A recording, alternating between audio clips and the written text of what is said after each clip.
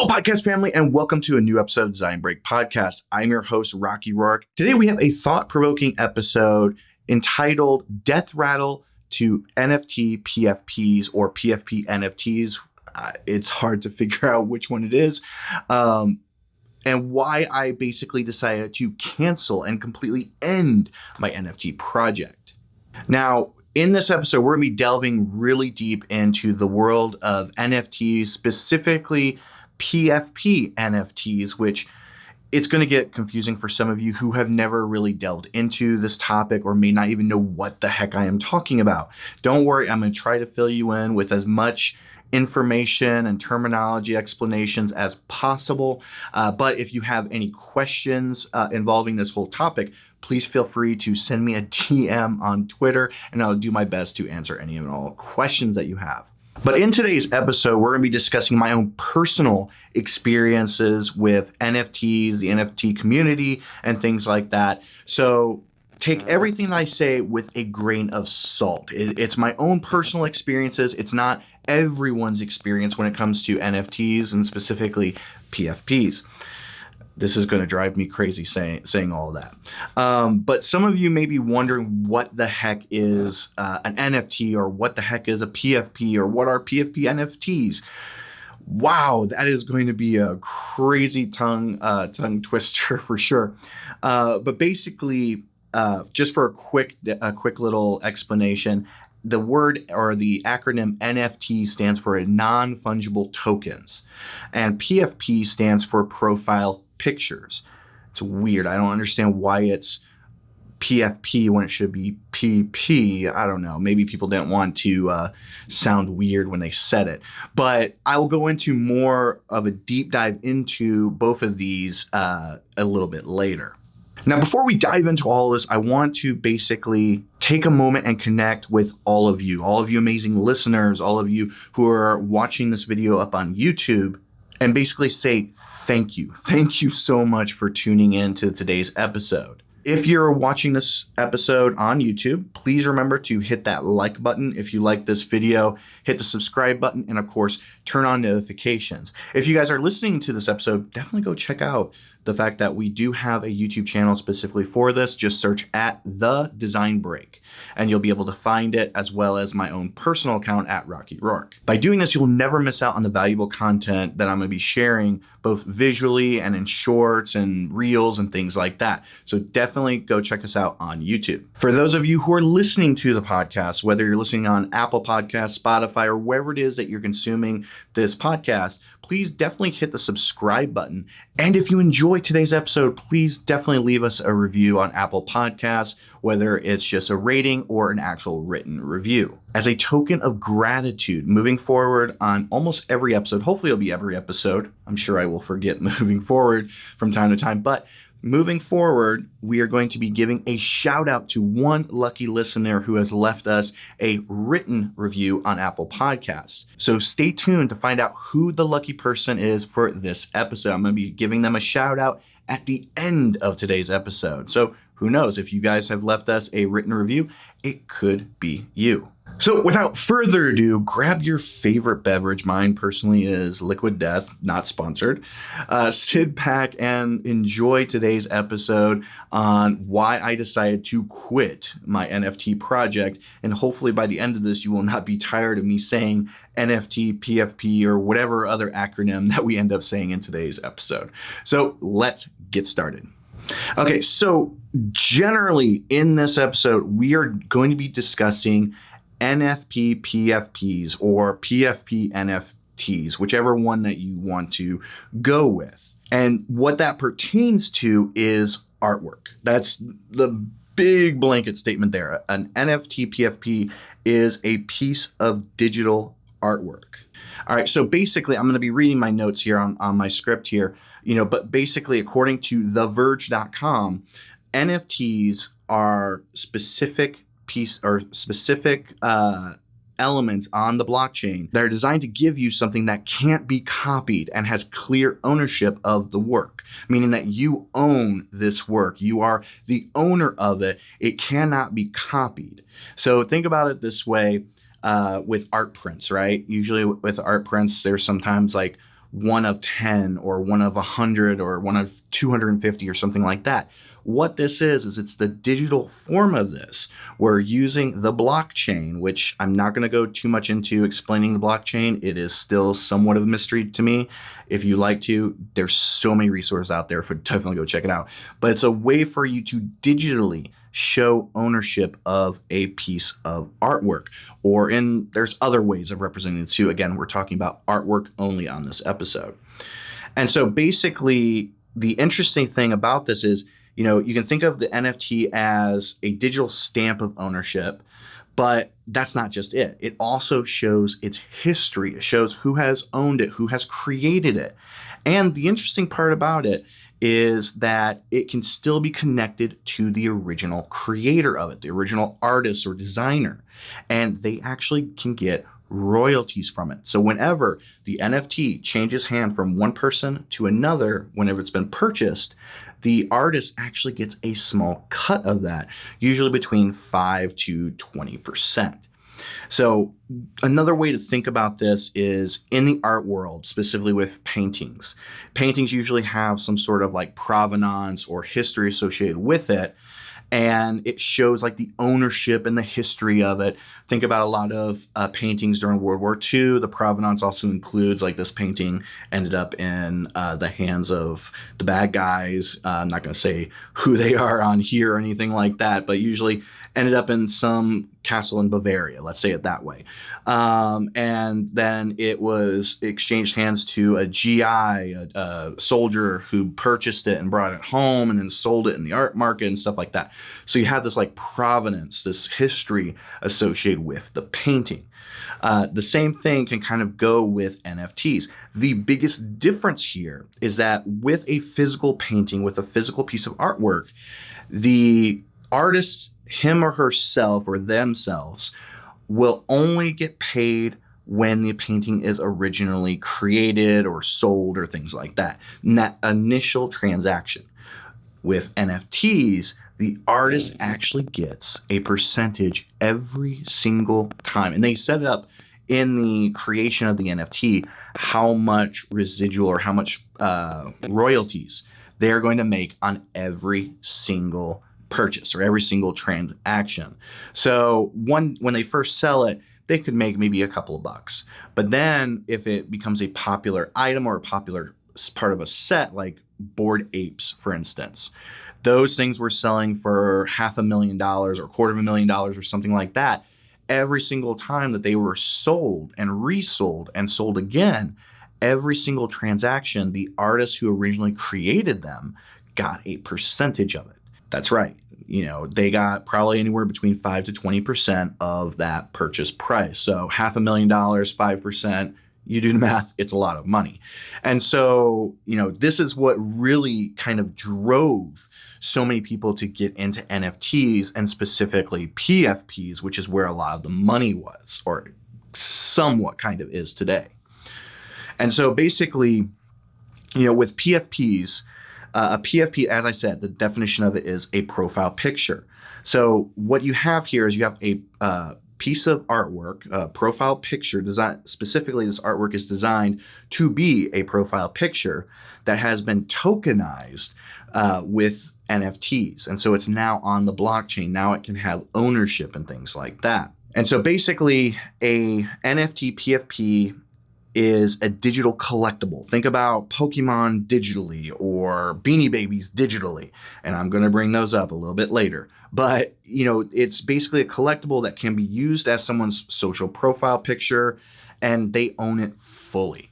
It's not just a copy. It's not just, a picture they download offline, though some people will argue that it kind of is. But you have a specific ownership of that token, of that NFT. And so, a great example, again, Bored Apes is a big example. Another one that comes to mind is Doodles, which is by a friend of mine, Burnt Toast.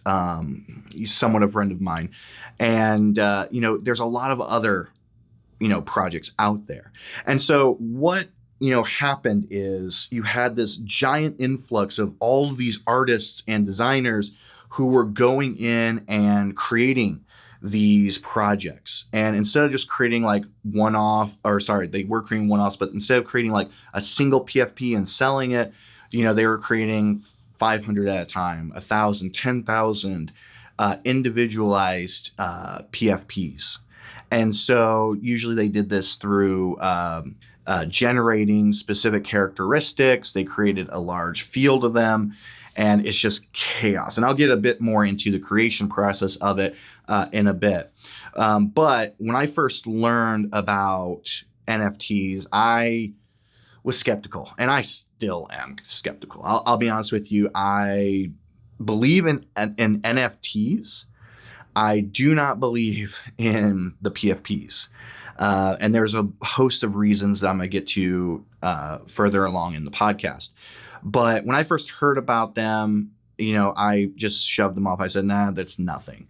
But when I started seeing friends of mine who were creating these projects, like, for instance, Doodles with Burnt Toast. Burnt Toast, I believe I met him once. We've chatted quite a bit online. We were part of some Adobe project or Adobe streams and stuff like that in the past. But he created one called Doodles, which was a pretty big hit. It still is. And it's a really cool artwork and everything like that. I also heard about Grim Syndicate, which is from another creative that I know named Justin Mazel. And I just love the artwork for it. It like really drew me in. It drew me in to see just like the community that was being built around it. And that was something that drew me into NFTs projects, specifically the PFPs, is the community that was being built around it. And the cool thing is that you didn't just have these pieces of artwork. It was more than that. It was artwork, but then it was also stories behind it. This was something completely different than what I had seen in the past. A lot of artists will put out series of prints or posters or collectibles that don't have any real story behind it, or they don't share the story. Here you had, especially with Grim Syndicate, which was the first one I really paid attention to, you had a full storyline behind it. You had a reason for the creation of all of these individual NFTs. And so it just blew my mind. It really brought me into it. And then another friend of mine, this is a really good friend of mine, Peter Del Tondo, and the agency he was working with or partnered with, they started creating Dronies, which was a new NFT project that I kind of got a preview of, a glimpse into, that not a lot of other people got a chance to see. And so all of this was just fueling the fire in me to go in and create this series or create my own project. And so this was probably, I would say, end of summer, beginning of fall of 2021, when I started to really, think about what I was going to create. And there was a lot of ideas that popped in my head. Like I was thinking about, let's do kaijus, Godzilla-like creatures. Let's do a series of retro technology and stuff like that. And what I ultimately decided on was to create this large environment of monsters, of like mutants. And we ended up calling it Mutant Island, which was the name of the project. And it was not spelled the way that you normally would spell mutant. It was spelled Mewton. And it was a play on the words of mutant and Sir Isaac Newton. And it was a fun project overall, a fun storyline. And just like the ideas that were flowing through me during that project was just amazing. Every single evening after I got done with my work during my day job, and even when I was like traveling or flying to places, I was just on my iPad drawing, working on the entire series and the different variations on things. And ultimately, everything I created was done on the iPad, which was very different from a lot of the other NFT creators. A lot of the creators were using Adobe Illustrator, Photoshop. A lot of people were using Figma, which I use Figma for organization aspects. But every single thing that I created for the project, from the branding itself to the actual character variants and things like that, was done solely on my iPad Pro using Adobe Fresco. And so my idea was not only was I going to drop this, massive project, but I was also going to do it using, one of my favorite Adobe softwares. I might be able to get some sort of backing from Adobe with this, or at least some promotion from Adobe with this. So there's a lot of really fun things going on with this project. Now, the idea behind this was a storyline that I've had in my head for decades now. And that was that you had this Dr. Mewtant who created this race of beings, these helpers, if you will, these creatures that helped him to try and save the planet from an evildoer. I can't remember the evildoer's name off the top of my head, which is sad, because I haven't really thought about this project in quite a while. But, it was a really fun idea. There was a long storyline of like how he created these monsters, these creatures, these mutants, and how, he built this island, this mobile island that could, travel the world and no one could find where he was and things like that. And it was just pure inspiration. It was pure imagination and creativity. It was probably one of the most fun projects I've worked on for myself in my entire career, and this whole idea stemmed from actually the original storyline I had for my avatar, who is Bob. For those of you who follow me on Instagram at Rocky Roark, you may have seen my avatar has been for almost the entire time I've had Instagram, this little blue cyclops, and that is Bob. That is my avatar. He has been my avatar, my logo, going all the way back, I think, to high school is when I first started drawing him out and using him and everything. The more modern representation of him started probably in college. And I've shared some of this on Twitter and some of this on Instagram as well. But the whole storyline came from him, and just like this idea I had when I was a little kid who was struggling through a lot. And I've talked a little bit about that in the first episode of Design Break podcast, kind of like talking about my creative journey. But I created Bob as an imaginary friend who was a 50-foot tall blue cyclops. He was always blue. He was always 50 foot tall. And he was kind of like this protector for me. And so the storyline for Mutant Island came from that original story for Bob, for the Blue Cyclops. And so it brought a ton of meaning, personal meaning to me, to who I am, to the work that I'm doing and everything like that. And so it was just very personal for me.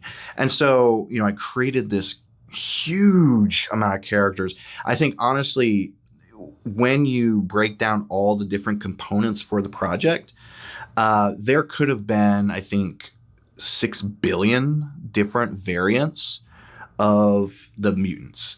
And so the way that you go about creating one of these PFP NFT projects, especially the ones that are going to be like a large amount of characters, is you take specific attributes. So, for instance, you have your head, you have the eyes, maybe a nose, the mouth, ears, hair, clothing, like color, and things like that. And you take those and you spread them out. So, for instance, with Mutant Island, I believe there was 50 different sets of eyes. There was 30 different sets of ears or ear-like appendages. Hair and hats, probably another 50. And so it just kept going on. And then incorporating, I think, 6 to 7 different colors for like the skin tone and everything like that. It just grows exponentially the amount of features that you have. And so generally that's what happens with pretty much every single NFT project is you start with these specific features and you build out. So everyone started with the base head, neck, and torso. And then from there, you could then put on the eyes and everything like that. And it was kind of like, the best way I can describe it is for those of you who understand, this is probably too old for a lot of people, is like paper dolls, right? Where you're taking a base shape and then just adding features on top of it. And so that's generally how all of these projects are done. All of them from the Bored Apes on down, they're generally not fully customized. Now, sometimes you inject certain ones that are fully customized. Like we were working on special characters, like I had Gilligan's Island characters on there. I had superheroes. I think I did Captain America. I think I did Thor, Loki, and things like that. And so you create these types of custom characters and you inject them. And those are like the ones that everybody is trying to get. And so it really took a ton of time to create all this.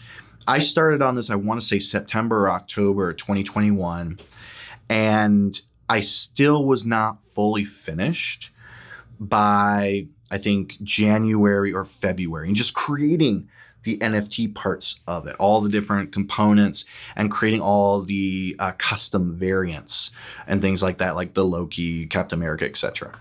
And so, that was basically, I think, like 6 months. 6 months of my life was dedicated to just creating all of this. And on top of that, the thing that a lot of people don't think about is you have to work on building a community for all this. So I was going through and I was doing live streams on YouTube. I was doing live streams on Twitter or on Instagram, and I was promoting the heck out of it. In fact, you guys can see some of the mutants on my Instagram at Rocky Roark, and see some of the ones I posted on there to get like an idea of like how everything was going to look. And, we were building a little bit of a following. I think we only got 300 followers on Twitter, which is more than the podcast is right now. But it's something that just took so much time. And remember, at the same time, I'm juggling a day job. I've got a couple of freelance projects coming in from time to time. And I've also got a life with a wife, with 3 dogs and, my mom and everything like that. So I have to do a lot of stuff to just keep the roof over our heads in addition to all this other stuff. And eventually what happened was I closed Blue Cyclops from doing any freelance work. I had to because I didn't have any stuff coming in. So everything was being created for the NFT, or all my spare time was being created for it. And my stress levels were going through the roof. My mental and physical health was taking a toll. I ended up, I think, gaining 20 or 30 pounds during the whole thing that I still have yet to lose. And my state of mind was not good. I was so tired. I was so exhausted. My creativity was being drained because I was doing all this. I was, yes, super creative. I was so excited about it. It just wasn't seeming like it was worth it to me overall. And so ultimately I decided to put the project on hold so that I could take a breather, so I could decompress and just get better, feel better, be better and everything, so I could jump back into it. At the same time, I had multiple friends who are illustrators and designers and other agencies and things like that who were, putting out their projects, launching them and things like that. And it was during the same time that the cryptocurrency that we were going to be releasing on, Solana, took a nosedive. It went from being, at the time when I first started working on the project, it was hitting $250 per Solana coin, or whatever you want to call it. And by the time that I took my break, the 256 had dropped down to $100 or something like that. And it just kept going down over time. It was never going up. It was always going down pretty much. And so people were starting to become delusional about it. And so what ended up happening was, especially with these projects that my friends were putting on, is you were having a lot of toxicity, specifically toxicity with the community itself, where people were looking at these projects not as these fun art projects, these fun things that, you can go through and, be part of this universe, be part of this storyline and really enjoy it. But there were a lot of people, especially in the Solana community, which I'm going to get flack about this. I don't care. This is just my own opinions. Opinions are, like certain things, everybody has them.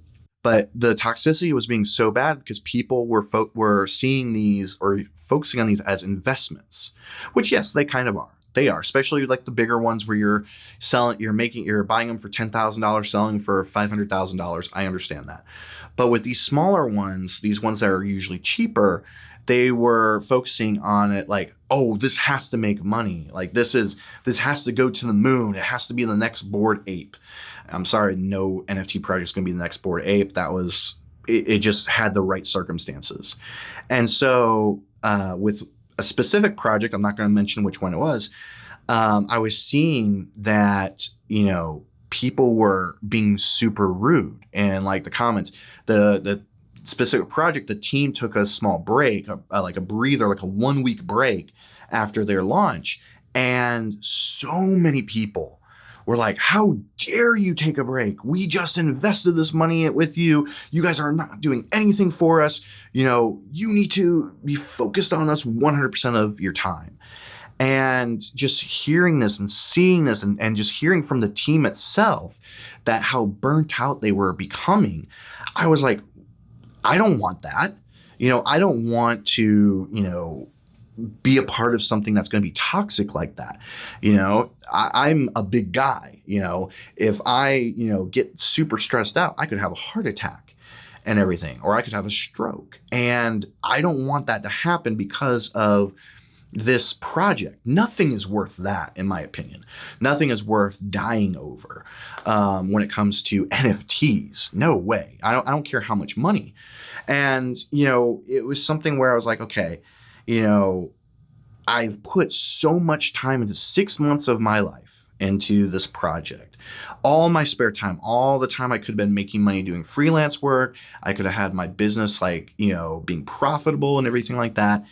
And I was like, okay, I can either keep going, keep putting in more time, more energy and everything like that, or I can just walk away. I can chop everything up to a loss. I wish I could figure out if there was a way for me to get a tax write-off for that, all that wasted time. I don't think there is. It'd be great if there was. But I decided to just completely cut my losses. And that's one thing that you have to figure out for yourself. And this is devoid of NFT, PFPs, whatever, is when you invest so much time into a project or into something, you need to learn when to walk away. When do you have to walk away? Or when should you walk away? Is it going to be something that's going to be detrimental for you down the line? Or is it something that you need to put a hold on or reevaluate and things like that? And so that's what I had to do with Mewtant Island, with my NFT project. And ultimately, probably the biggest deciding factor beyond this and beyond the toxicity of the community was that I kind of just started viewing the PFP NFTs as a waste of money. They are not a good investment. They are the Beanie Babies of this generation, of this time frame. And so I decided, you know what, I am just going to cut my losses completely. And I decided to end my project. This was, I think, March or April 2022 when I decided to do this. And I announced it on Twitter. I actually had a partner in the project who was going to help me with like all the back end stuff. And I talked to him first. He felt it was the right decision. He had a couple of projects that felt that kind of like were stopped because of the same thing. And so we decided just to completely end our project completely. And, I want to take a moment and really talk about the fact that with all this being said, do I still believe in NFTs? Yes, I do. Do I believe in NFT artwork? No, I do not. I do not believe in NFT artwork, whether it's PFPs or anything like that. I think it's a good concept. I think that eventually we'll get to the point where it's more similar to artists selling prints, but digital prints. That I love. That is perfect. I believe that NFTs are going to be a lot more, have a lot more utility, which is a common term that you hear thrown around with NFTs. They're going to have more utility for things like proof of ownership of like digital assets, not just artwork, but documents and things like that. Video and music ownership, like basically tokenizing, music albums and videos that people can download, basically giving more ownership to the artists themselves. Domain names. There's a lot of domain names out there that are now associated with NFTs. Event tickets, which I think is probably the biggest thing, like sports events, concerts, theater performances, things like that. Loyalty reward programs. And I'm going through a list I have in my notes. Patents and intellectual property. Sometimes I mess up with words. That's probably definitely a big one. I think that having those associated with patents and things like that is probably going to be a good thing moving forward in the future. Software licenses, subscriptions, and especially gaming. For those of you who are in the gaming sphere, you're playing World of Warcraft, Call of Duty, things like that, an NFT for like your different items and packs and things like that would be really, I think would be really cool and help also prevent, hacking and theft overall, because you have a clear stake of ownership to it. But ultimately though, with PFPs, and this is just like the broad, we're coming, to the point or to like the conclusion of this, be careful with them, because, you have to be careful with Beanie Babies. I mean, PFPs, they're the same. You have to be careful with them. If you're not involved in PFPs, don't get involved, period. If you're not involved in NFTs, don't get involved, period, unless it's, got a specific utility to it. They're not good investments. They will lose you money. With all the different projects I supported or got involved in, I think lost about $4,000, which is I'm lucky in that fact. A lot of people lost tens of thousands, hundreds of thousands, millions of dollars with these things. And it's just, I look at it, I'm just like, I was stupid to put $4,000 into it. If you're putting $1 million into it, you're really stupid. I'm sorry to say, but it's my opinion. It's what I see as the truth. But if you do want to get involved, like with NFT artwork, go for like one of the cheaper, lower tier cryptocurrencies like Tezos. That I probably put in like $50 and I bought a bunch of different pieces of artwork and stuff like that. And I went back before I made this recording. I looked at the artwork. I still love the artwork. It reminds me of the 90s and 80s. And it's just a lot of fun. But those things have gone down in value too. I think it's now the $50 I put in is now worth like $15 or something like that. But that I'm okay with versus buying a PFP that was $250 and now it's worth $20. That's really bad. So, but if you are involved in PFPs, get out now. That's the clear message right now. Get out. Cut your losses. Your losses are not going to rebound. It's not going to go up. Your loss of, let's say you've lost 50% of your investment. It's not all of a sudden going to go to the moon and you're going to have a Bored Ape NFT worth $500,000 or something like that. It's not going to happen. Get out now. Cut your losses before they get bigger. So ultimately, that's my whole spiel about this. That's the reason why I decided to quit my NFT project. And I feel like it's a good representation of what's going on in the NFT market right now, period. So before we wrap up today's episode, I want to take a moment and give a special shout out to Josh Muse. Thank you so much, Josh, for leaving a great review on Apple Podcasts. As I mentioned before, if you all would like to get a shout out on today's podcast or on future podcasts, please definitely give us a review on Apple Podcasts. I'm going to choose one random person each episode and give them a big shout out. If there's no new reviews, then probably not. Probably will give maybe someone who gave one in the past a little shout out. But thank you so much, Josh, and thank you for your kind words and your support. Thank you. And to all of you other listeners, whether you're tuning in on YouTube or you're tuning in on your favorite podcasting platform, I really appreciate each and every one of you, especially those who have given me your time and listening to this full episode or watching this full episode. I know watching it, might be a bit different. Most people aren't going to sit and watch an entire episode. Who knows? You might listen to it in the background. That's okay. But I want to say thank you again, and I really appreciate all of you amazing listeners. If you enjoyed this episode, and found value in this discussion about NFT PFPs and everything like that, I kindly ask that, you hit that subscribe button on the podcast, you hit the subscribe button on YouTube, like it, leave a review. Hopefully it's a good review. Hopefully it's a kind review. And please, also remember to share this episode with any of those, any friends that you might have that might find this content valuable, or someone who is thinking about getting into NFTs. Tell them, don't do it. Listen to this episode. But your feedback, not only motivates me, it also helps others discover this show and join our incredible community. So I really would appreciate all your help that you guys have. For those of you, again, who are watching this YouTube podcast, please, remember to, hit that subscribe button, hit the like button, and turn on notifications. I know that was out of order. This podcast is not super big on crazy edits, so I'm going to just leave that in. And, for our dedicated podcast listeners, please just remember, that all of your support means the world to me, to all the people behind the scenes here, my podcast editor, who is hopefully going to be my content manager soon, Deanna, to the future designers I'm going to be bringing on to help out with a lot of our content and things like that.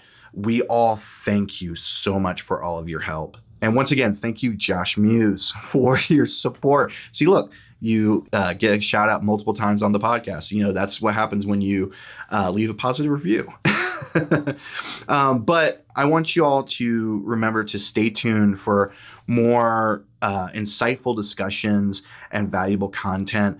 Remember to, again, do all the CTAs, all the things I just said, but also everyone out there listening, watching this, please remember to always stay passionate, stay positive, and stay creative. That is it for today's episode. I am out. Bye.